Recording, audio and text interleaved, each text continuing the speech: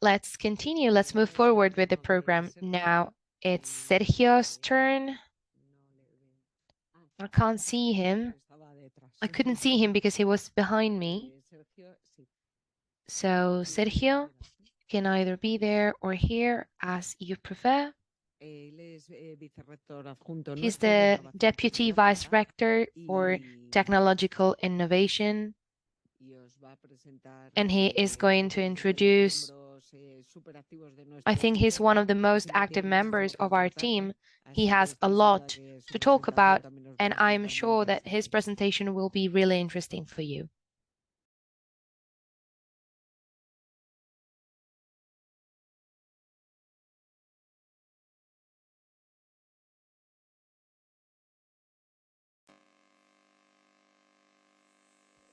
Voy aprovechando mientras se carga la presentación para.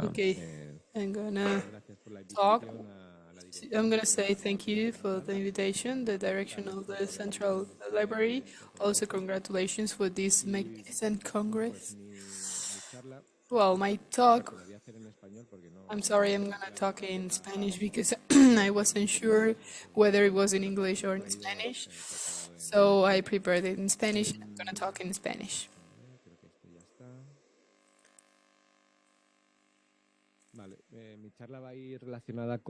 So my talk is about artificial intelligence and how it impacts in learning and in the education institutions. And this is something that affects all of us in a very close way, mainly during the last 2 years. Basically, what is happening is that we are living since 2 years, as I was saying, a tsunami of generative artificial intelligence tools. ChatGPT has always been in the head of all the tools for many of us, but previously we already had many tools, mainly image generation by AI. But it was when ChatGPT appeared that our scenario changed. And each week we get, I would say, hundreds of new tools that we can apply to every sector of our society. And of course, among these sectors, the education sector is one that is being affected. So in this presentation, we're going to see how these tools, these tools are impacting in our education world. I always compare this fact 2 years ago when this ChatGPT appeared. I compare it to when Steve Jobs presented iPhone on 2017. By this time, this type of phones already existed, but this man created a completely new device with new applications, and it made our society change. From that day on, we started to communicate differently. We didn't call as much, we sent more messages, we made pictures different. We don't always carry a camera with us, but we make the pictures with our phone. We entertain ourselves differently, we communicate differently. So from that moment on, 2017, our society changed. You just have to go to the suburban train to check how everyone's always on their phones. And I think that this is what the same happened 2 years ago with ChatGPT. That is going to change many different aspects of our daily lives in the society. And it's getting through different tools, ChatGPT and other tools are going to change our society. And this has already had already happened in the history. Here we see an image of the first industrial revolution in Manchester, where the workers were afraid because this new vapor machine that was created was taking the job away from them. So they were panicking and they started to destroy it to keep their jobs. In many occasions, this is happening now, and many people are feeling this with the arrival of the artificial intelligence. People thinking, okay, now these new tools are doing my job quickly. So many people may want to destroy this ChatGPT, but this is not as easy as to destroy this machine in the picture. But well, it is normal to feel these doubts because it is true that the society and the world, the work, is going to change because not the artificial intelligence, but someone that manages it are gonna take our job away because they're gonna do our job much faster. So there's gonna be a change in the market,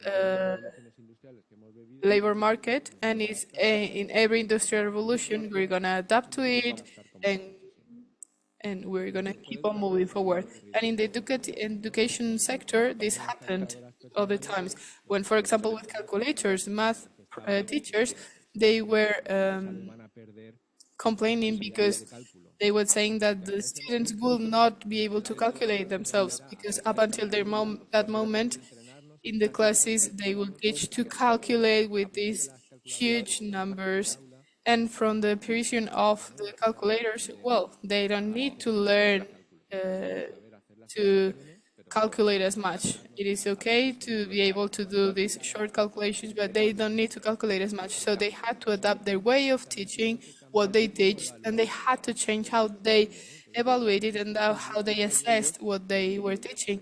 This was a big change for them, but nowadays the use of calculators is normal, it's common, and well, in many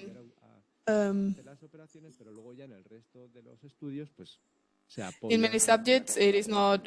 It is forbidden to use the calculators, but in many others, calculators are just supporting the work. So now it's happening the same, and we are right in a very important moment in the education institutions because we have to know the goals that we have ahead of us. There are many of them because this new technology is going to make us change many things. But we also have to be conscious and get to know the opportunities that it offers us that are a lot, and to get to know these opportunities, it's through training and education. We have to understand that we can enhance many processes and do things that 2 years ago we could not even think about them, and today we can, and we are able to do them in different processes and speeds. And before I was talking about the first tsunami of AI tools, but I think that we also have a second tsunami that in this time is about tests of continuous evaluation generated by AI. So mainly the teachers say that they're getting many homework done by AI, and it's really difficult to distinguish it from a real task. And this is difficult, and we have to take this into account because we're going to have to change the way we teach. So I wanted to show you here some examples of how this new technology it's impacting in our continuous and comprehensive evaluation tests. Here, I bring an example from a test of a subject, and I say to ChatGPT, tell me the right answer for these questions. And in some seconds, ChatGPT gives me the answer, the right answer, probably. Not all of them are going to be right, but most of them are going to be correct. So imagine I have a subject, and I set an online test. It's very easy that my students can answer it with this tool. Same way. Y la muestra lo tenemos en que. Okay, so this is a proof that with this technology did official exams, like for example the exams the lawyers have to do once they finish their degree. And so they finish the degree and they have to do a test to obtain their license. And it comes out that this technology, it's the 90 profile. This means that for each 100 lawyers, the technology answers better than 90 of them. This means that this new technology is able to answer to the questionnaires in a better way. So maybe we have to rethink about those tests and questionnaires to decide when to use them. The same way for essays or development tasks. Here, this is an example. I write here something about one subject of mine, and then ChatGPT starts to give me an answer about it. Here, I ask him about the differences about the different types of computation, and then ChatGPT starts to describe the different types of computation. Well, I would say that this answer is a little bit poor. That wouldn't pass my subject. But this, this is a chat. I could say, okay, I don't like it like this. Maybe do it this other way. Focus more on the differences. And maybe at the third try, it would give a right answer. So here I said specify better the difference between the different types of computation. And this second answer is already a little bit better. And maybe the second or third answer will pass my subject. So we know that there's also this risk. This risk exists if this is our type of assessment. In my type of subjects that my students have to program different softwares, these tools they can also program even better than me, and they also comment on it. So imagine I say something about a task in my subject, and in some seconds, anyone can get the answer through ChatGPT.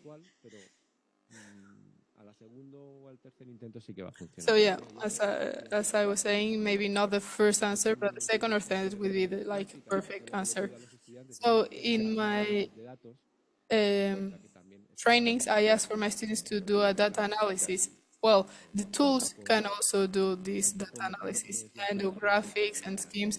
So, well, this is not the solution as well. So, what can we do with in this situation? I see four options. The first option is ignore it and say, okay, this is something that is now in a couple of years it won't exist anymore. But the truth is that this is here to stay, and this is just gonna get better. Today, there are some mistakes, some fake answers that the AI gives, but this is just gonna get better. Second option is to forbid it.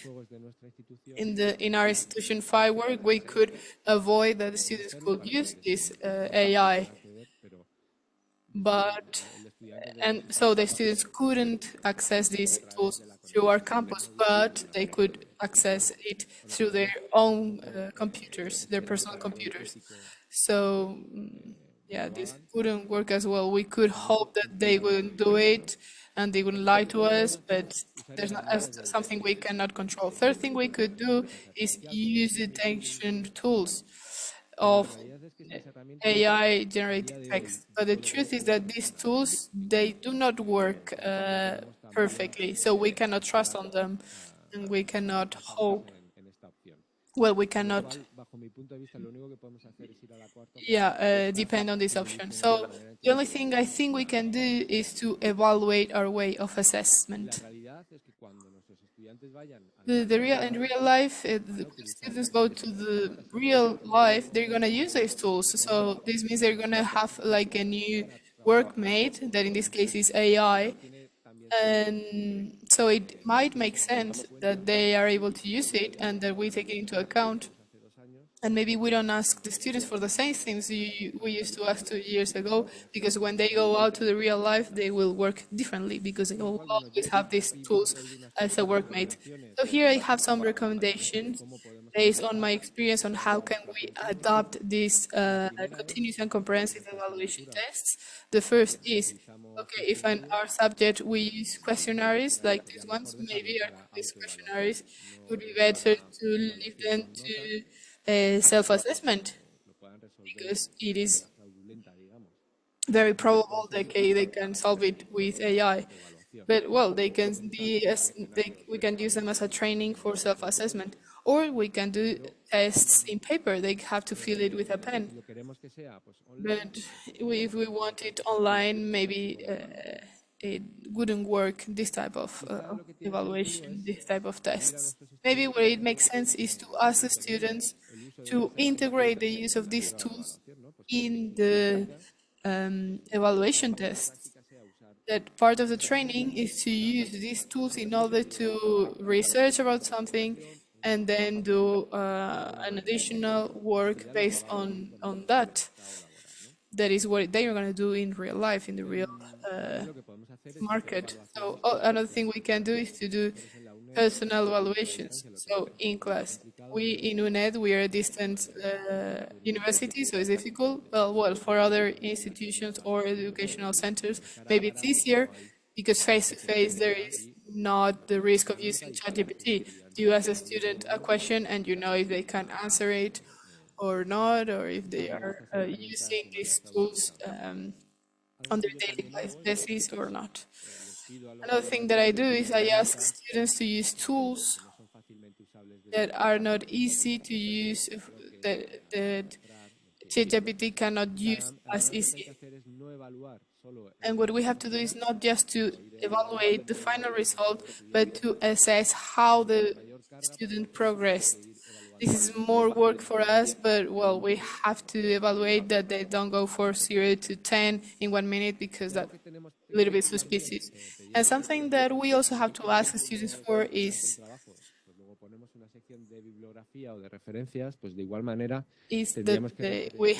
they have to talk about the AI that they've used. If our students have used AI in some way in their tasks or homeworks, they should write about it. And me as a teacher, I think it's interesting what they ask the AI to do. What was the answer of the ChatGPT, for example. And so I can evaluate what does the student knows. This, for me, is very interesting. So I think we have to work towards that transparency in the use of AI in the tasks, because it's going to be, we cannot avoid it. It's going to be the daily reality. Also, well, here I have an example of APA, how to reference AI. If our students have used it, what it proposes is that in the author field, we can put the tool. If it's ChatGPT, we can write down OpenAI, that is the company, the year 2023, the name 23, the name ChatGPT in this case, the version number, the model type, large language model, and the URL of the tool. So this is how APA suggests that we can refer to this use of AI. And I think it would be interesting to include a new section in the tasks that is a reflection about the use of tools. And in this, the student must clarify what did they ask to the AI, what were the answers, which answers were right, which answers were wrong, where the student had to look for additional references. Many aspects that for me as a teacher, it's interesting to evaluate what the student learned.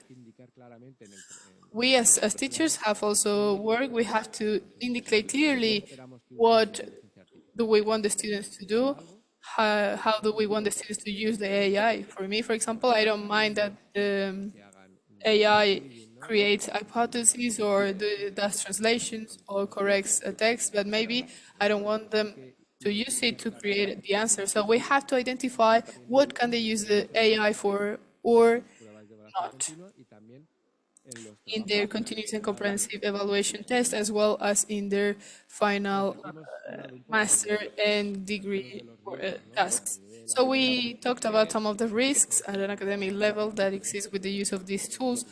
As we were saying at the beginning, there are also some opportunities that are in front of us. And each day we have new tools that can be useful for us. So some of the functionalities that are useful for students and for teachers are these ones. For example, when we think about new tasks, the white paper does not exist anymore. We have a first idea, a first scratch on which a first draft for which we can work. For example, last summer I wrote an adventure book with my daughter 8 years old, and I wrote on ChatGPT, give me some ideas to write an adventure book for a 8-year-old girl. And ChatGPT gave me some ideas, and then with these ideas I said, okay, now give me a title, and then okay, now give me how the chapters give me, and then I would ask, give me a structure for the first and second chapters, and so in some minutes, we wrote a whole book, and then my daughter read it and said, okay, wow, I liked it as well as I like the ones from the store. So we have to understand that we can use it to accelerate many creative processes. We can also use it to ask for clear explanations. For example, for complex concepts, we can use this technology to clarify them. We can use them to translate text and to enhance the style, and the students can use it as well from many points of view that that might not be a fraud. They can use to reinforce the concepts, or maybe before sending me the task, to identify mistakes with these tools before sending them to me, and so they can have a first feedback and enhance their work before their tasks before sending it to me. I'm a little bit afraid that the students use these kind of tools because the tool can give a wrong answer, and if they don't have enough knowledge, they might believe on this mistake and learn it wrongly. I always say I wouldn't use ChatGPT or any of these tools to learn to make my own diet, for example, because I don't know anything about nutrition, and everything they say I believe it, and maybe I would do something wrong for my own health. I just use it for things that I know. So if I have to program something, for example, I use these tools because it's faster and I know about the topic already, so they cannot trick me.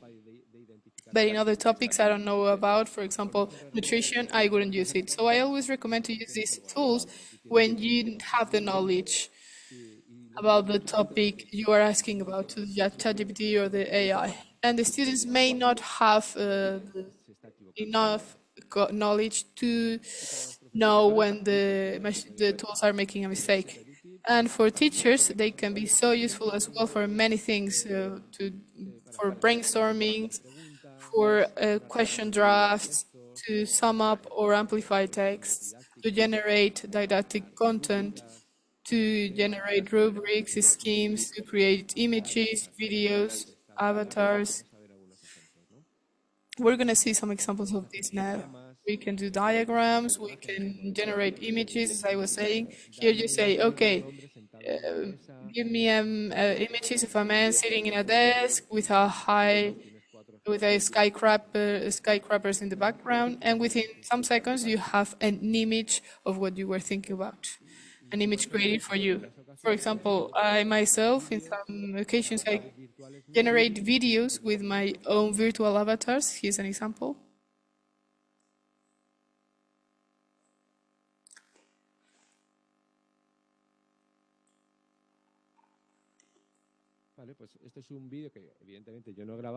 Okay, well, this is a video I did not record.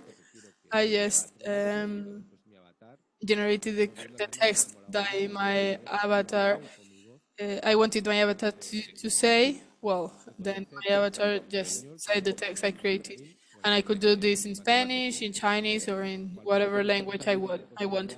So this opens a brand of new opportunities also when trying to personalize information.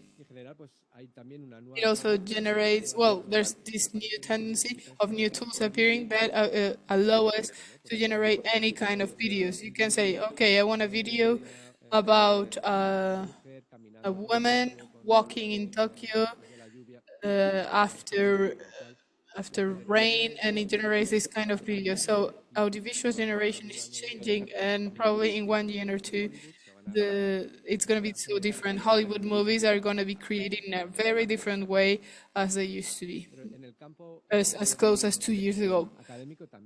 But also in education, there are many tools and many functionalities we can use. For example, this tool, Jenny, allows us.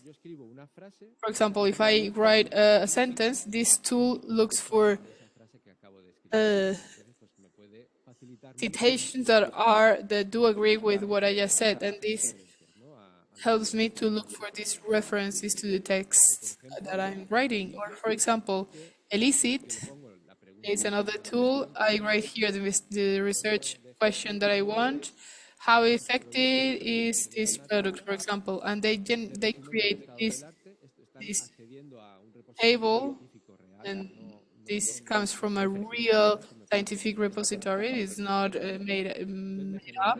It is real, and they generate this scheme to sum up everything. And it is funny because these columns are dynamic. I can select the name, and they're gonna look in all the articles and redo the scheme. If I had to do this by hand, like reading all the articles, it would take hours, but with the tool, within some minutes, I can have it done. There are other different tools like SciSpace. It's the same. You put a research question: how does climate change impact biodiversity, for example? And they create this scheme, they sum up scheme with the real references. And the difference of this tool is that it has a chat, so that you can talk to it as if you were talking with the authors of these essays.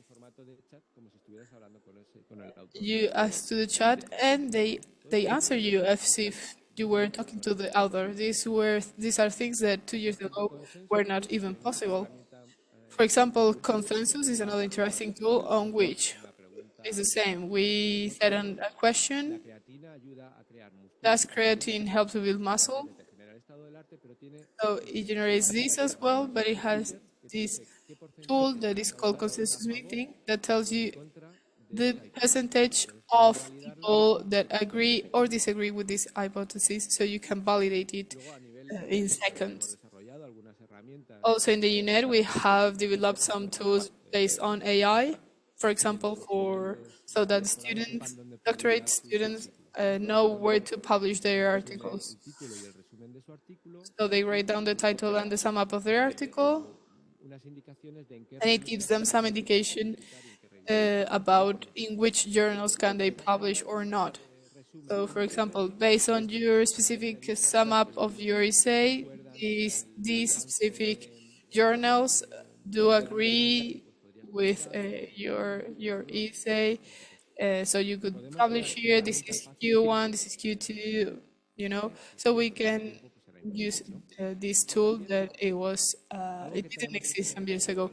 And something we have to take into account, apart from all we've talked about, all the opportunities and difficulties, that it has its limitations. There are some limits in the use of these tools. The first one is that these technologies make mistakes. Is what in the AI we say to hallucinate. These tools hallucinate, they make mistakes, they make up references, dates, names. But it looks like it's real, but many times it is not. So you don't have the knowledge, you just believe it, and it's not right. Second limit is that the answer, is not always correct. We always have to take this into account. It looks that the answer is convincing, but it may be wrong. If I ask, for example, how much is it 3 times 4 plus 9 times 9? Give me first the answer and then the explanation. And it gives me the answer and says the answer is 87. Why? Because first we do these operations here, and then we sum the results, and then we have the the answer, 93. You can see here that here the tool is saying 2 different answers. First it says 87 and then it says 93. So yeah, we have to know that these tools can make mistakes because it's how they work. Another thing that happens is that each time we ask something, the answer might change. If I ask, tell me how many names of the countries start with this letter V. First time they say Venezuela, Vietnam, Vanuatu, and the second time they include Vaticano. Why? Because each time they follow a different flow to create their answer. So the answer might be different. What are the limits do they have? Well, it has bias. It has these limitations. Why? Because these technologies are trained with texts that are mainly Occidental, that are close to North America. So all the results that they're going to give are going to be as limited as the existing texts in our country. So, for example, we say, translate to Spanish this text. The nurse was so kind. And they will translate it as la enfermera fue muy amable. In Spanish, la enfermera, it's in feminine, it's a woman.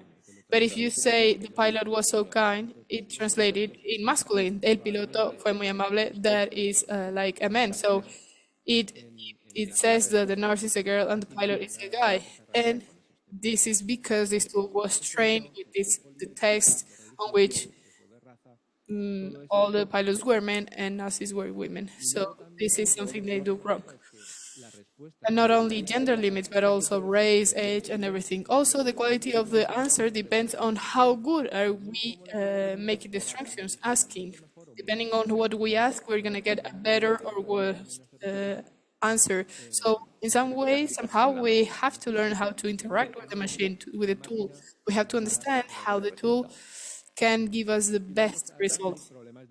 And also there are privacy limits, privacy problems. We must not share any personal data when we ask anything to the tool because they can be used maybe for training. We must not share confidential information or information about the company, third parties' data, or protected content with copyright. Imagine I upload a book for the tool to analyze something.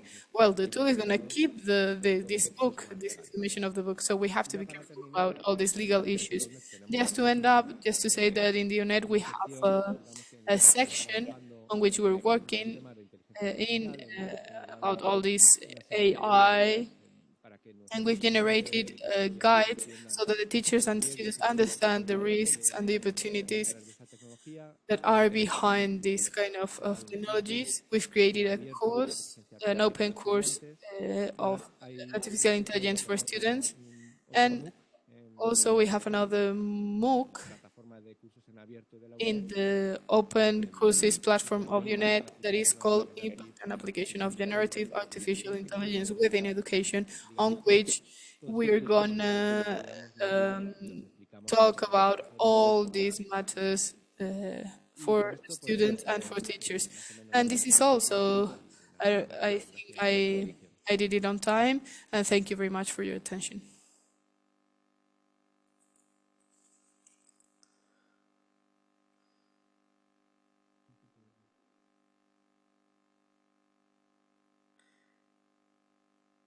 Bueno, pues nada, ¿queréis plantear alguna cuestión, alguna pregunta? Do you have any questions or any comment?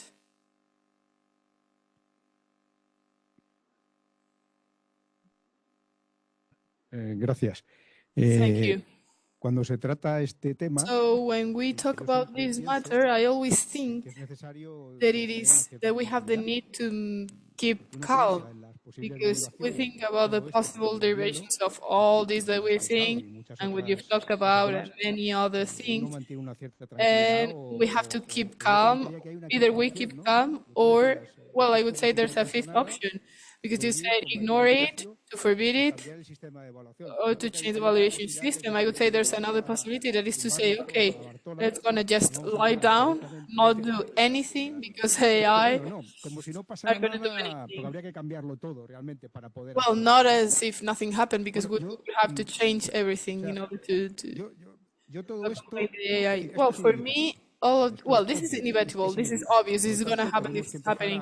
So we have to learn to deal with it in the best way possible. But I think there's a powerful force in this human being that we always have to take into account when we analyze these kind of tools, that I think that it is not about like completing us or helping us, but now I think they're substituting us. They can substitute us, and there's a huge, powerful human force that is laziness. En todos estos análisis, Human being is lazy, so in all these analysis, I always miss esa dimensión de qué es el ser that humano, dimension, the answers to what is human being, and taking into account how human being is, how are we going to be able somehow to give a sense to life, en cuenta que, take, oye, yo voy a tener una herramienta que va a demostrar having being able to use all these tools, que es más lista que yo, tools that are going to prove in the near future that they are smarter than us, they are quicker than us, their answers are better than ours. So what's my role in life? yo sé que esto no tiene This is the question. I know this has no answer. Yeah, but if you realize what you're saying, this is the feeling that these men trying to break the Es el sentimiento que ha ocurrido en cada the machine I showed you in the Industrial Revolution had is the same feeling. We're now living the fourth Industrial Revolution, and in each one of them, mismo sentimiento, pero we always have the same feeling, but then we adapt and we create new jobs, and then and so we all keep on working and we all keep on moving forward. But we always are afraid. We always have doubts, and we always think I'm going to be substituted. But well, not completely. Mainly, they will help us. They will do the tasks in a more efficient way, but for sure we will always have work to do. And what had happened, and it's the same as has happened in the third previous industrial revolutions. Well, I don't know a lot about AI, but I would like to know if there are studies about reproduction, about what do people ask to the tools. Well, you said that the question gives you an answer, but then you can make more questions to get a better answer. But if you will do the same trial tomorrow, or for example, all of us today now, if we did the same, what happens? Well, we can get a different answer every time. And if you ask this in 2 years, the system is going to be better, and it is going to give you a better answer. That's like it. Y si le añades detalles al prompt, más. Claro, hay que o sea, te saber va escribir, cada vez. pero es un sistema que no es... Well, it's a system that is not like Google, for example. It is not just a searcher that it gives you the results, but each time it might follow different information flow to prepare the answer. So each time the answer might be different. They might be similar because they are gonna try to be correct and answer the same question, but they might differ. Yeah, I'm thinking now about that. For example, these answers are changing. They are always different. But let's imagine that there's one correct answer. So would it answer to any kind of law? I mean, we have a balance, and the correct answer is in the middle. Well, I don't know. I don't know completely about this, but if you ask to the tool what is the capital of France, is gonna tell you most of the times that it's Paris, but not always. Maybe some of the times it won't say the right answer. It will depend on the type of question and how the question is made. But we have to take into account this use mainly for our students, that they do not believe on the answer if they don't have the knowledge to evaluate this answer, if it is correct or not. Hola, gracias. Quería preguntar. I wanted to ask if we already have some teachers that are comprehensive and friendly, that organize short sessions and transversal sessions for their doctorate students to explain them about open science and open access and publications. This is what PhD students are going to have to do in the future, but they don't know about it because no one explains. So I was asking myself if there's any option to include, maybe we can talk about it in the round table, but any option to include some basic guides for them to apply the knowledge when they need to publish. Because right now the students, they're thinking a lot to try to identify texts made by ChatGPT. Would you think this would be easy to implement? Yeah, I actually think it's the only way. But these are things that we are building all together. These are goals that we are finding and that we have to achieve all together. The core that we have now open, it's a collaborative rule on which we do not give all the answers of to all the questions, but we just say that we all as a community, we are going to build the answers to all the goals. Because, for example, I might have some answers in my field, but in philosophy or right, I don't have the answers. So they will have to achieve their own goals. So all of us as a community will have to work together and generate this knowledge. Well, maybe a task would be for them to read this book you talked about. How long is it? Well, I think it's like 20 hours talking about the job and so on. And well, and everyone can do it at their own rhythm, and they are open access, so they can access it. There's another colleague here, Alexis, that I don't know if he wants to say something about the contents that the library gives in the doctorate programs about this.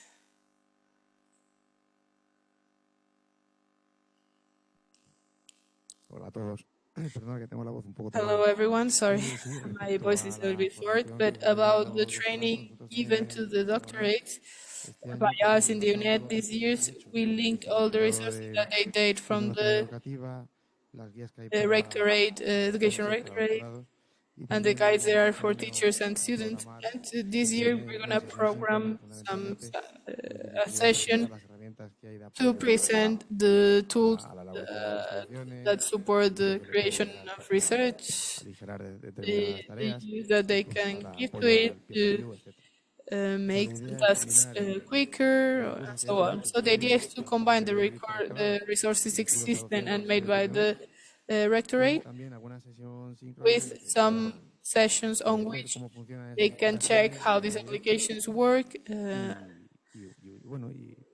and maybe they can ask the doubts they can have in this research process, because all these tools, ChatGPT and so on, they have many applications. We can use them from doing to searching a biography.